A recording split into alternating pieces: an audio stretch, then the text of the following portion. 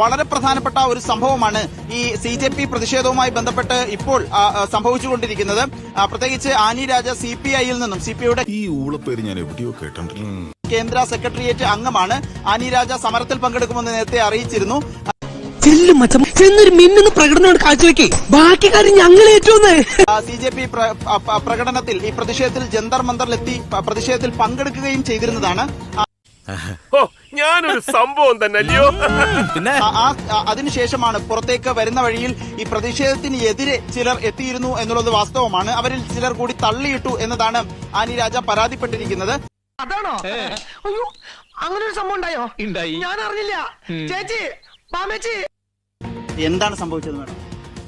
ഞങ്ങളുടെ വിദ്യാർത്ഥികൾ അവിടെ AISF-ന്റെ വിദ്യാർത്ഥികൾ അവര് മുദ്രാവാക്യം വിളിച്ചുകൊണ്ട് ഫൂലെയുടെയും അംബേദ്കറിന്റെയും ഭരണഘടനയുടെയും ഒക്കെ പേരിൽ ഇതാര് മഹാത്മാഗാന്ധിയുടെ അവതാരം മുദ്രാവാക്യം വിളിച്ചുകൊണ്ട് അപ്പൊ അവരോടൊപ്പം ചേർന്നുകൊണ്ട് ഞങ്ങൾ മുദ്രാവാക്യം വിളിച്ചുകൊണ്ട് അവിടെ നിൽക്കുകയായിരുന്നു.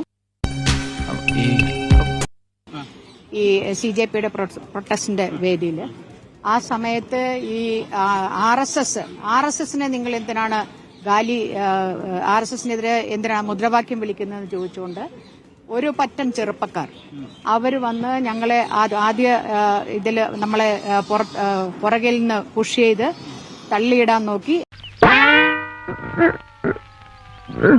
யாருப்பா என்னாச்சு? பழனிசாமி கவுண்டர் எனக்கு மாமா. என் குண்டிக்குள்ள வெடிகுண்டு பெற்றிருக்குங்க. பலி தாங்க முடியல. எப்படியாவது காப்பாத்துங்க. வெடிகுண்டா? அது எப்படி? தப்பி தவறி துப்பாக்கி மேல உட்கார்ந்துருச்சுங்க. அது எப்படி? இப்படி அப்படி இல்ல, அப்புறம் சொல்றாங்க.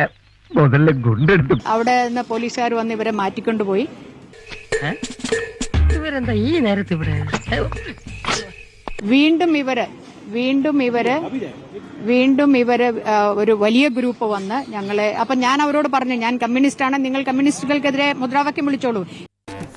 മണം പിടിച്ച് നീ ഇവിടം വരെ എത്തിയതല്ലേ അമ്മട്ടി മോനെ. എന്നിട്ട് കിന്നാരത്തുമ്പിലെ ഡയലോഗ് നിന്നെ ആരോടാ ഇങ്ങോട്ട് വിളിച്ചത്?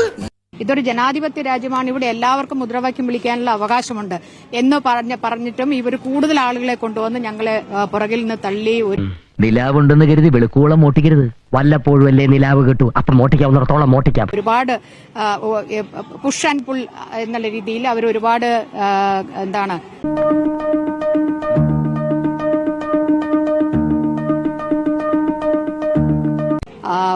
മോശം വാക്കുകൾ ഉപയോഗിച്ചു. ഞാൻ വീണില്ല. എന്റെ ഒരു യങ് കോംറേഡും അതുപോലെ തന്നെ ഞങ്ങളുടെ ദേശീയ മഹിളാ ഫെഡറേഷന്റെ അഖിലേന്ത്യാ ജനറൽ സെക്രട്ടറി നിഷ സിദ്ധു ഇവരെയും ഭയങ്കരമായിട്ട് തള്ളി വീഴിച്ച് അവരുടെ കാലിന് സ്പ്രെയിൻ ആയിരിക്കുകയാണ്.